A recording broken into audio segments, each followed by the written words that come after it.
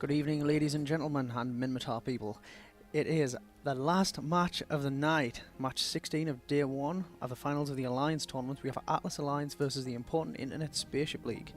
And wow, we've got a couple of pretty mixed setups here. We've got Atlas Alliance fielding 2 Proteus, a Flycatcher, an Eos, a Dramiel, their flagship, a Blaghorn, a Balghorn, 3 Ishkas, and a Guardian.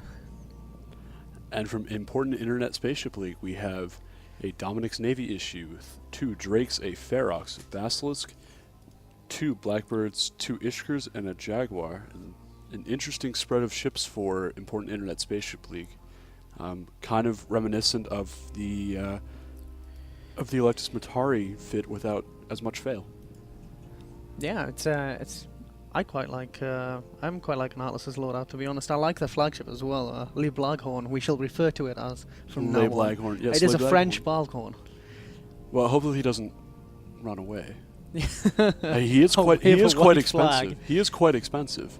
Yeah, he is quite expensive. We're looking at what, 11 to 15? 13 to 15. 13 to 15 bill, roughly. So yeah, it's going to be an expensive loss if Atlas do take it. But I'd say I'd put my money on Atlas in this one. It looks like Atlas has a pretty cohesive setup. I like it a lot.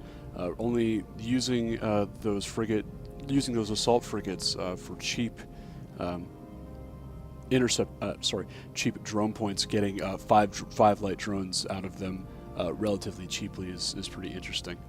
Yeah, it's going to be good to see what drones they actually field, whether they go for the EC300s or whether they go for a set of light scouts, maybe warriors or hobgoblins. We can see there on the tactical overlay at the bottom of the screen, Atlas have elected to come in roughly about 40 clicks up from the beacon. They've got 2 of their Ishkas, I believe they are, right off at the back at long range. Or is that is actually the Flycatcher and the Dramiel, apologies for that. An important Internet Spaceship League have warped the majority of their team at 0, with the remainder at 10, 20, and 30 respectively. Immediately drones on the field. Yep, Atlas straight away. Warrior 2s, yep, they've gone with light scout drones and Warrior 2s, Hobgoblin 2s as well out from the Dramiel. Rack of Hammerhead 2s out from the larger craft, the Proteus and the Balghorn, I believe it is. Veron, do you think the Ferox is a Blairox? Could it be a Blairox? It could potentially be, unless it's one of those awesome laser Feroxes that everyone loves. Kill 2 is pretty infamous for the laser Ferox. It's actually an autocannon Ferox. Is I it can really? see it on my screen. Yes, it's an AC Ferox. That is amazing. The Ferox is really resilient. It can fit all kinds of different weapon systems and generally fail wholly at every one of them.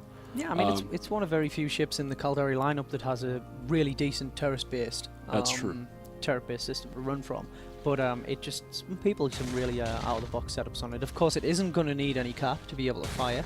That is true. So it's going to be doing pretty well in that respect. We can see that the Guardian immediately for Atlas taking quite a significant chunk of armor damage.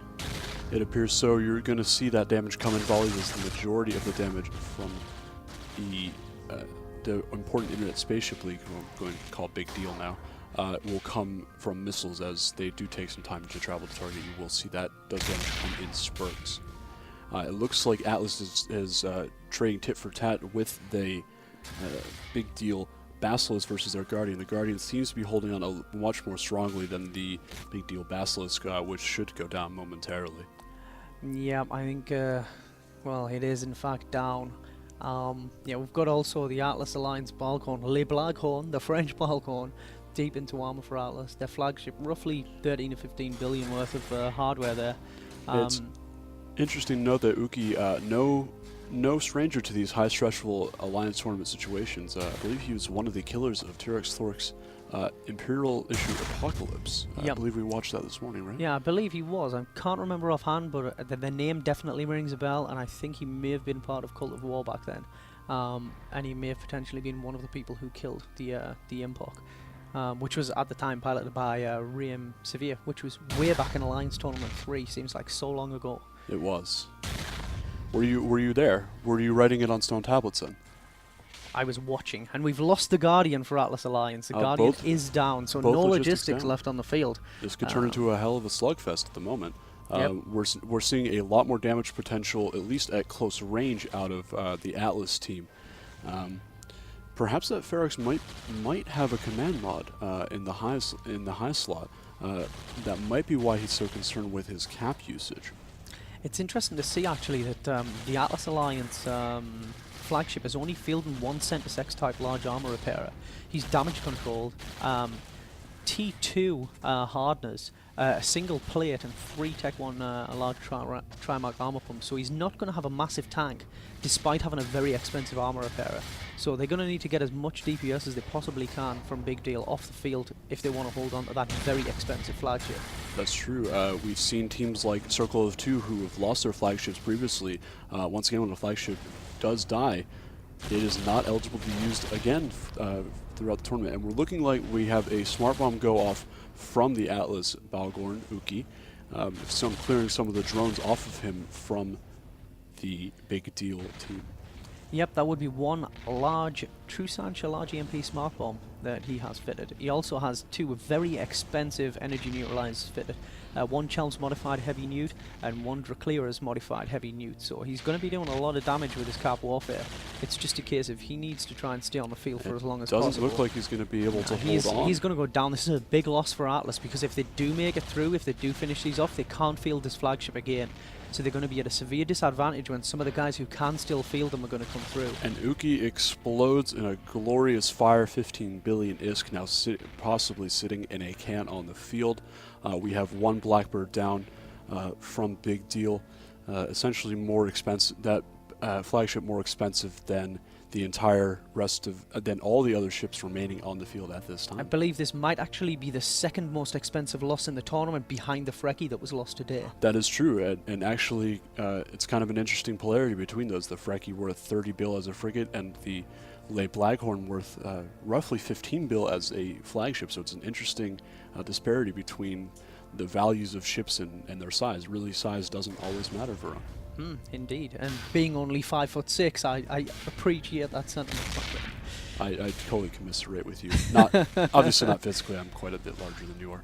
Yeah, the Blackbird there for a Big Deal for an important in that Spaceship League also going down. It looks as if Atlas have this firmly in their command, but I have a feeling that the loss of their flagship, quite carelessly I would say in this match, is probably going to come back to bite them a bit later in the tournament. I believe so. They lose the utility and the, oh my god, surprise factor of having that ship on the field. I'm not sure necessarily if the surprise would have really played into an overall strategy. Maybe in the qualifying rounds in these first round of matches. At this point, the teams that survive to move on into the top 16 really should have the presence of mind not to freak out at the presence of a very expensive ship on the field. Yeah, it's wow. Last Drake remaining now for important Internet Spaceship League. I love seeing Drakes die, don't you? I always do. It's always good to see. You can see there his shield is just absolutely melting under all those drones. He's got an absolute swarm of Atlas Alliance drones around him now. He's taking blaster fire from both those Proteus and the EOS. He's going to be down before long. But I'd be surprised if damage didn't stop relatively soon on that Drake. I mean, Thresh Avery and his Flycatcher most likely to die, but as soon as this match ends, the loot on the field dies. Yeah, hopefully they got their flagship loot back. Maybe not thought about it. I would hope that Atlas didn't just do the most stupid thing ever, kill that last ship and leave their wreck for their flagship on the field. I truly hope not. That would be very, very poor performance by them. Looks like important Internet Spaceship League are out, and we can hand back to Soundwave, I think.